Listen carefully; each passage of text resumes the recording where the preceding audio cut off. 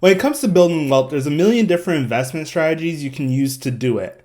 But no matter what strategy you use, there's one common denominator that is required to build wealth, and that is spending less money than you make. And even though that sounds very simple, about 57% of Americans don't even have $1,000 saved for emergencies. And currently, the average savings rate is sitting at a meager 4.1%.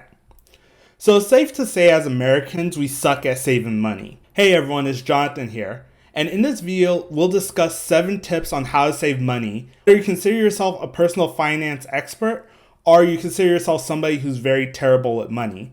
And even if you are an expert, there's probably some things you can learn and pick up from this video. So stay tuned and let's get right into it. So we're going to start off with this very common tip that I know there's probably going to be a bunch of you that are going to roll your eyes when I say this, but you should make a budget. So most of us know that budgeting is one of the best ways to get a hold on your financial situation. You know, a lot of us probably make our budgets, especially for watching personal finance videos on YouTube. But how many of us actually use our budget and use it in the way that it's supposed to be used and track it? I'll be honest with you, not many of us. And even for me at a time, I had a budget, but I never really tracked it. And I didn't really do a good job of tracking it. So there's a couple different strategies you can do with budgeting. I know some people like to do budget binders. Pretty much what they are is that they're like a notebook. You go in there, you write out your budget. Every couple days or maybe every week, you'll go into that binder and you'll write down your expenses and what categories and add up how much you spend each category every month. There's also the envelope system where people actually cash out their money in their bank account and use cash to pay for everything. I know not too many people probably watching this video probably do that because I'm guessing it's mostly millennials and Gen Zers. But it is something you can do if you really struggle with staying on budget. If you just make those envelopes and you say, okay, this is for food. Once this envelope's empty, we're not spending any more money on food. And you'll be surprised what happens when you actually make a budget and you stick with it, because then you'll almost be forced to have to think outside the box to kind of get things done and to feed yourself for the rest of the month. I know recently I actually had I had my food budget and I only had $50 left in my food budget, whereas my normal weekly grocery spend is about $70 a week. And somehow, some way, I found a way to kind of squeeze my budget down to get under that $50 threshold. It is definitely doable. You just have to really think about it. So for me personally, I actually like to track my budget using a budgeting app, kind of like Mint. I know Rocket Money is starting to take off, and a lot of people like that as well. But I've used Mint for the longest time. I'm kind of just good with sticking with that. Normally, what I'll do with these budgeting apps is that every morning I'll wake up and I'll look at how much I have left in my categories. So maybe throughout the day, I want to go get something out to eat, or I want to go get coffee. I check my budget and see how much money I have left allocated to that. And then from there, decide, okay, do I have money to get this? Do I not have money to get this? And plan accordingly. Something else with a lot of these tracking apps as well is that sometimes they'll miscategorize certain expenses. So maybe every week or so, you want to set up maybe like an hour to just go in there and change the categories and make sure everything is properly categorized, so you accurately know how much is in each category. So something else you could do also is automatic transfers. And really the thinking behind this is that when things are automated, there's a much higher likelihood that we'll actually do it. I mean, think about it. If you have a Netflix subscription, well, until you go and cancel it, it's going to charge you every single month for that subscription. So if you have to actually go onto Netflix's website and pay for it, you probably wouldn't pay for it as often, because there's probably like a month where you don't get a chance to even open Netflix, so you wouldn't even pay for that month. And this is why the model of recurring payments have become such a popular business model. But you can also take this same concept to your savings as well. There's a couple different ways you could go about this. You could kind of do the old school way. This is the way I like to do it, where all your money goes directly into like your check-ins account, and then from there you divvy it up and you send it to the various different accounts. And all of that, and that whole process you could set up automatically, especially if the amount is the same every single month. So let's say, for example, you have a goal of saving $500 a month. Well, then your paycheck comes into your check-ins account, and then from there you could set up a transfer from your check-ins to your savings of $500 every month and make that automatic. Another thing you can do, and I know of some people who do this, is that you can actually get your paycheck and have your employer actually send certain percentage of your paycheck to different bank accounts. Now, some employers kind of put a cap on this. They'll say, oh, you can only send it to 2 or 3 bank accounts. It can become very tricky if you ever do need to change the percentages or the amounts that you want to send to the account, because now you have to work through your employer. That's why I'm not personally the biggest fan of it. But for some people, they do like it because it's almost like they don't even have to think about the fact that the money was in the check-ins account. It just automatically goes into that account and they almost don't even have to necessarily pay attention to it. And really, this whole concept has the ideal of well, if it's out of sight, it's out of mind. And if you're someone who's struggles with saving money, it's probably good to have some money that kind of is out of sight, out of mind. And if you even want to take that up a step further, what you can do is you can actually have your savings in a different bank than your check-ins. So that way, when you log onto your phone and check your check-ins account, you won't see how much money you have in savings. So for some of us, it makes us a little bit nervous not to be able to see where our money is. But if you are and you're trying to trick yourself into saving money, that's a really good strategy. Now, when it comes to credit cards, they're a great tool to use to rack up points for travel points or for cash back and things like that. But if you have trouble saving and following a budget, you might just be better off completely avoiding them. And the reason why I say this is because a lot of times on these credit cards, the interest rates are so high that if you ever do have to pay interest, it almost immediately makes those travel points you got worthless. Pretty much just avoid credit cards altogether if you're ever going to hold a balance. First, by not having a credit card, it's basically impossible for you to get into credit card debt, which, like I said, is very easy to get into, especially if you're not tracking how much money you're spending and how much money you're making. Then also with a debit card as well, you instantly feel the pain of making a purchase. So let's say you have $100 in your bank account and you go out and you buy $50 worth of groceries. Well, those $50 are immediately leaving your bank account. So it's not like a credit card where it's like you swipe it on a credit card and then, so let's say you buy something July 1st. That thing that you bought in July 1st, you would have to wait for the billing cycle to be finished. Let's say you had a billing cycle that was the whole month of July. Then that means that your billing cycle will end at the end of July, and then you'll still have another 23 to 25 days, depending on the credit card, before you actually have to pay that expense.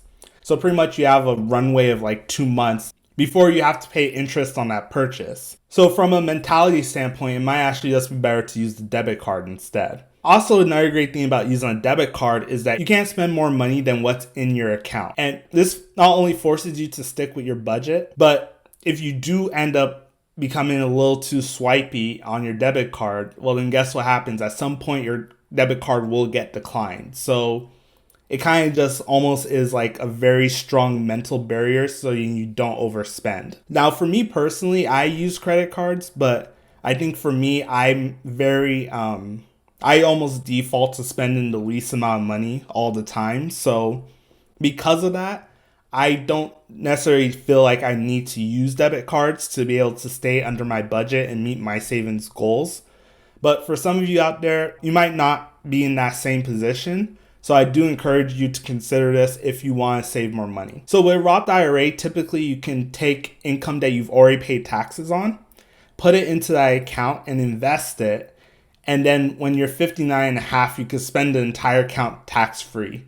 The money you put in and the money you've put in has earned as well. And the beautiful thing about the Roth IRA is that since you already paid taxes on that money that you deposited into the account, if you ever want to deposit that money out, you wouldn't have to pay taxes or a penalty since you've already paid taxes on it. There is some downsides to this because if you do go put money into a Roth IRA and then you take it out, it still counts as a contribution. So you kind of lose the ability to put that money back in later because your contribution amount stays the same from year to year to year. So it does give a little bit more of friction for you to withdraw that money and spend it on something that isn't concurrent to your goals that you want to save up for. And also the fact too that if you have money and you put it into the stock market, you're a lot less likely to take that money out and go spend it on something that is frivolous. So it also does act as a mental barrier in that capacity as well.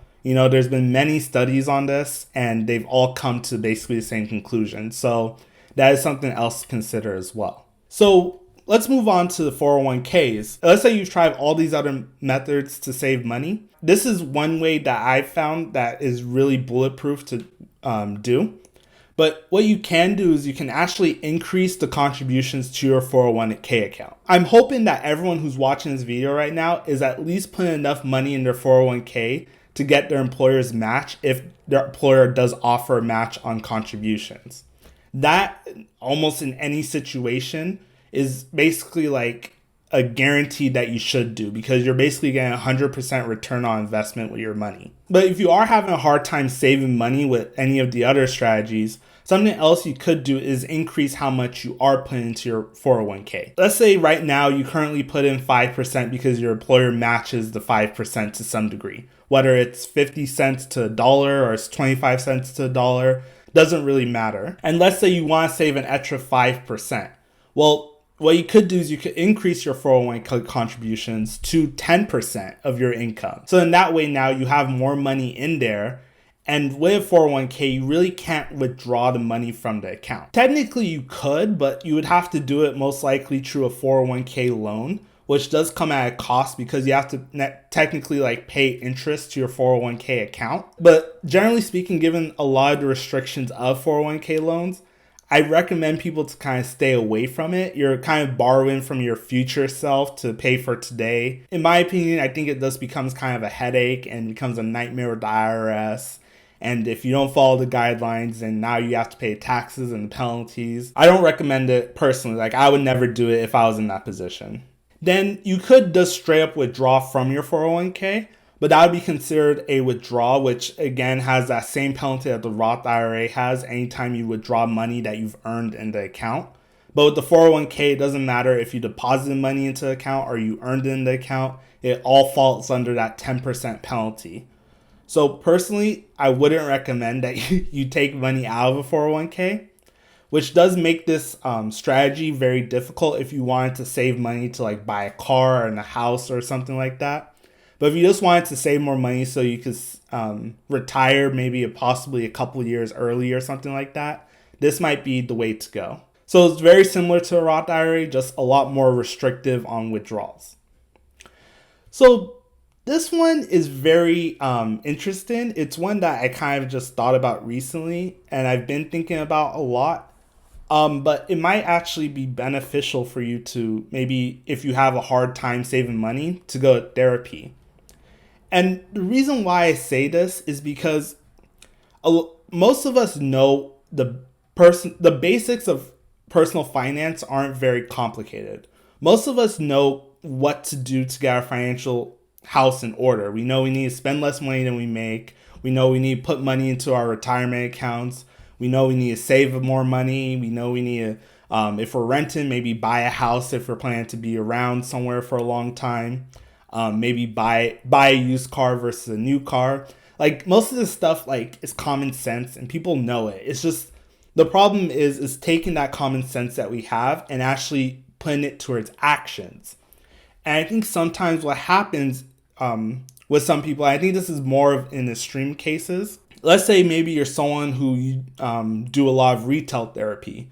Well, maybe that retail therapy is coming from a childhood trauma that you had because you grew up in a household that struggled with money. So you buy yourself a bunch of stuff because it makes you feel comfortable. Let's just say, for example, this is where therapy comes in, because now you can actually have a space to talk about it and pretty much attack it from a standpoint from the root cause, not just the results of you just overspending and things like that.